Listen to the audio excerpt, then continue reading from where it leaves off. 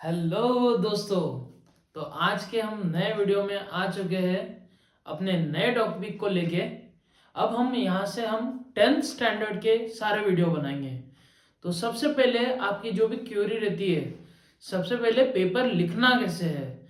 तो पेपर लिखने के लिए सबसे पहले जो भी स्टूडेंट है जिनको 90% स्कोर आ रहा है उसको कन्वर्ट कैसे करें हम 95, 96, 97, 98, 99% तक।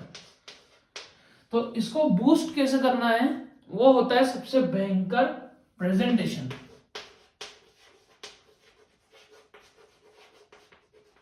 90% और 99% वाले स्टूडेंट्स में ज्यादा डिफरेंस नहीं रहता, बट उनमें प्रेजेंटेशन स्किल, इसकी प्रेजेंटेशन स्किल बहुत ज्यादा अच्छी रहती है। और 90% जो मिला रहा है उन दोनों की नॉलेज में सेम है, बट वो जो प्रेजेंटेशन कर रहे हैं उस पर बहुत ज्यादा डिफरेंस पैदा हो जाता है। तो आज के इस वीडियो में हम दिखाएंगे कि किस तरह आइडियल पेपर कैसा लिखा जाता है। तो आइडियल पेपर को लिखने के लिए सबसे पहले आएगा मार्जिन्स। फर्स्ट पॉइंट याद रखना है, मार्जिन। तो मार्जिन किस तरह से ड्रॉ करना है हमें। मार्जिन हमेशा याद रखिए कि पेपर जब भी हम लिख रहे हैं तो पेपर के इस प्रकार से हमारा अपना पेपर होता है, इस प्रकार से अपना पेपर होता है। यहां पे लाइंस ड्रॉ की हुई रहती है। ओके, तो सबसे पहले हम लिखेंगे, ये वाली मार्जिन बनी हुई है तो ये हमारी हो गई फर्स्ट मार्जिन। इसके बाद हम अपनी एक सेकेंडरी मार्जिन बनाएंगे कुछ इस तरह से, जो कि हमारी रहेगी 1 सेंटीमीटर, लगभग 1 सेंटीमीटर की हमें हमारी मार्जिन ड्रॉ कर लेना है। या फिर ऐसे एक अपनी उंगली जो होती है, फर्स्ट इंडेक्स फिंगर को हम पेपर पे रखेंगे हमारे और उसको हम ड्रॉ कर लेंगे। तो उस प्रकार से हमारी होगी सब मार्जिन। ये क्या हमारी होगी, प्राइमरी मार्जिन।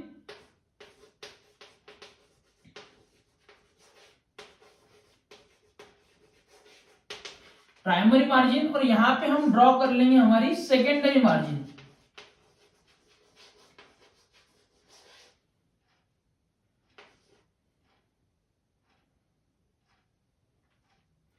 Secondary margin. और इसके बाद जहां पे हमारा पेपर खत्म हो रहा है वहां से हम फिर से एक उंगली रख के यहां पे एक और मार्जिन ड्रॉ कर लेंगे। हमारा जो भी आंसर होगा ये हम इसी पोर्शन में लिखेंगे।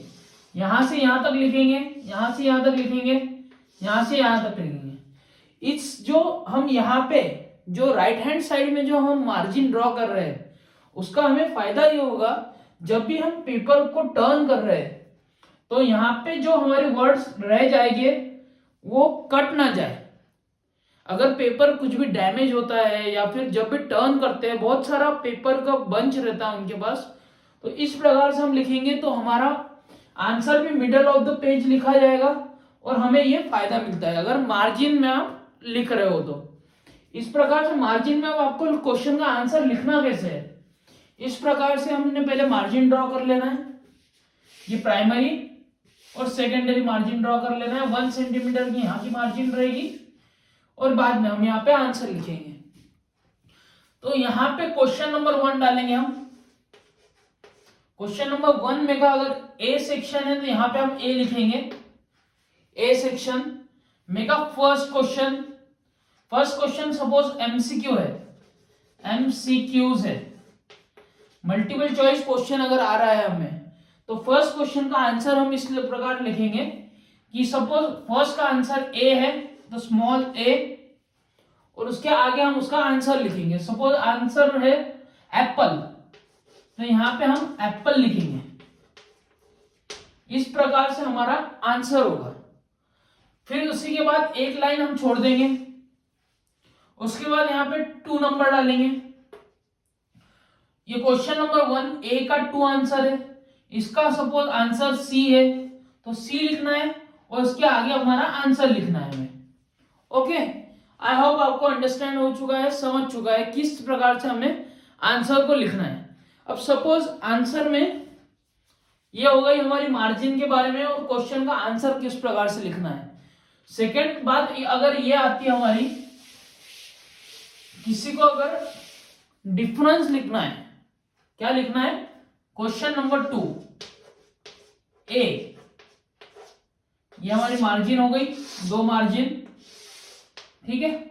डिफरेंस बिटवीन अगर लिखना है,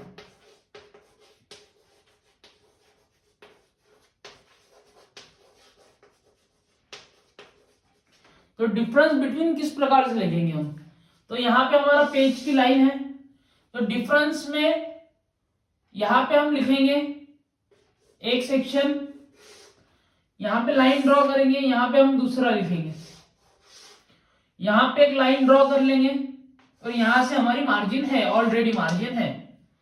तो यहां पे अलाइनमेंट, सबसे पहला पॉइंट क्या रहेगा, अलाइनमेंट। हमारा अलाइनमेंट कैसा होना चाहिए, यहां पे हमारा फर्स्ट आंसर शुरू हो रहा है, यहां तक के हमने आंसर लिख दिया, 4 लाइंस का आंसर लिख दिया। 1 इसी का 1 के सामने 1 आएगा उसी लाइन में, ये सपोज 2 लाइन का हमारा आंसर हो गया। इसके बाद 2 नंबर हम यहां पे दे रहे हैं, तो यहां से 2 नंबर नहीं स्टार्ट करना है हमें, नो, रॉन्ग, यहां से स्टार्ट कभी नहीं करना है। ये 2 नंबर हम यहां से स्टार्ट करेंगे जहां से हमारा ये स्टार्ट हुआ है, ये लाइन खत्म हुई यहां पे, यहां से हम 2 नंबर देंगे, फिर इसका आंसर लिखना शुरू करेंगे। इसी का सेम, फिर 3 नंबर देंगे, 3 के नंबर हमने 3 नंबर लिखेंगे। इस प्रकार से हमने अलाइनमेंट रखना है, कोई भी आंसर एकदम प्रेजेंट करते समय एकदम हमें दिखे कि ये फर्स्ट पॉइंट लिखा है, इनने सेकंड पॉइंट लिखा है, थर्ड पॉइंट लिखा है, फर्स्ट पॉइंट के सामने फर्स्ट पॉइंट लिखा है, सेकंड पॉइंट लिखा है, थर्ड पॉइंट लिखा है। अब हम सोचेंगे कि पेपर में आंसर लिखना कितने हैं, क्या देखेंगे, पेपर में हमें आंसर लिखना कितने हैं, कितना पॉइंट कितने मार्क्स के लिए आ रहा है, अगर तो फिर लिखेंगे कैसे। सपोज सबसे पहले हम 2 मार्क्स क्वेश्चन लिखेंगे, तो 2 मार्क्स क्वेश्चन में हमेशा हमें मैक्सिमम, मिनिमम 2 मार्क्स क्वेश्चन में मिनिमम हमें 2 पॉइंट लिखना है, 2 से 3 पॉइंट लिखना है, और maximum, max to max 4 point लिखना है। 2 मार्क्स का क्वेश्चन है तो एक तो 2 या 3 पॉइंट लिखिए या मैक्सिमम 4 पॉइंट लिखिए। वही 3 मार्क्स वाला क्वेश्चन अगर है तो 3 में अगर बड़े बड़े पॉइंट है तो 3 लिखिए, या फिर छोटे पॉइंट है तो मैक्सिममली 6 लिखना है हमें। वैसे ही 4 मार्क्स का क्वेश्चन अगर आता है, 4 मार्क्स के लिए आएगा तो 4 पॉइंट्स लिखेंगे हम, एक तो अगर छोटे पॉइंट है तो, बड़े पॉइंट है तो 4 लिखेंगे, अगर ज्यादा है तो 8 पॉइंट्स हमको लिखना कंपलसरी है। इस प्रकार से हमें लिखना है हमेशा। और जब हम फिल इन द ब्लैंक्स लिख रहे हैं, ये तो हुआ डिफरेंस का। अगर बी क्वेश्चन है fill in the blanks, fill in the blanks, तो फिल इन द ब्लैंक्स में हमेशा याद रखिए, जो भी फिल इन द ब्लैंक्स है, सपोज यहां पे फिल इन द ब्लैंक्स है, यहां पे फिल इन द ब्लैंक्स है, यहां पे फिल इन द ब्लैंक्स है, अगर इस प्रकार से बॉक्स दिए गए हैं किसी न्यूमेरिकल में, तो हमेशा पेपर में लिखते समय हम बॉक्स ड्रॉ करेंगे और उसके अंदर ही आंसर लिखेंगे, 3, 4 या x या y, इस प्रकार से बॉक्स के अंदर हम ड्रॉ करेंगे उसे, ना कि न्यूमेरिकल के टाइप में लिखेंगे। हमेशा क्वेश्चन को सपोज 2x + 3y = 0 है, इस प्रकार का है, और यहाँ पे 3 की जगह पे अगर बॉक्स है तो यहाँ पे हमें पूरा 3y को बॉक्स ड्रॉ करना है। हमें ये याद रखिए, बॉक्स को पूरा तरह ड्रॉ करेंगे हम फिल इन द ब्लैंक्स लिखते समय। हमने मार्जिन देख लिया, डिफरेंस बिटवीन देख लिया, अब कितने पॉइंट्स लिखना है। हमेशा याद रखिए टॉपर्स की मेंटेलिटी क्या होती है, टॉपर्स पेपर लिखते कैसे है। टॉपर हमेशा इस प्रकार से मार्जिन ड्रॉ करते हैं, मार्जिन के बाद इस प्रकार से आंसर लिखते हैं। और हमेशा याद रखिए हर सेक्शन, जो भी आप सेक्शन लिख रहे हो, सेक्शन हमेशा न्यू पेज पे लिखना है। सपोज सेक्शन ए लिख रहे हैं, सेक्शन ए हमेशा न्यू पेज पे रहेगा, और सेक्शन अगर यहां पे खत्म होता है हमारा, तो यहां पे अगर ब्लैंक स्पेस बच रही है, क्या बच रही है,